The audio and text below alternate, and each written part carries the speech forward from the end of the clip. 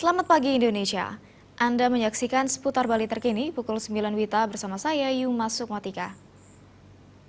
Pemirsa, menjelang perayaan Natal dan Tahun Baru 2016, harga sembako di pasar Kerenang dan pasar terpantau masih cukup stabil. Kenaikan harga hanya pada kebutuhan pokok seperti cabai merah besar, bawang merah, dan daging ayam.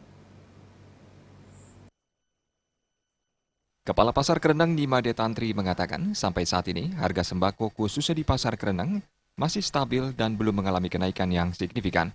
Hanya ada beberapa sembako yang mengalami sedikit kenaikan, di antaranya lombok besar naik sekitar Rp4.000, bawang merah Rp8.000, sedangkan untuk daging ada kenaikan sedikit pada harga daging ayam, yakni sekitar Rp3.000 sampai Rp4.000, yang sebelumnya Rp32.000.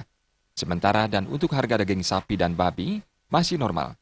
Dengan harga-harga sembako khususnya di unit Pasar Kerenang untuk saat ini tidak ada yang terlalu jauh. Mungkin ada beberapa item seperti lombok itu naik lagi 4.000-an, terus bawang merah sampai 8.000-an. Dan untuk daging sapi masih tetap normal, daging babi normal, ayam ada kenaikan lagi sekitar 3.000-an. Yang sekarang per kilonya 36.000 sampai 37.000. Terus sayur-sayur yang lain masih gini. Itu artinya tidak ada yang terlalu menjolok, kenaikannya masih standar.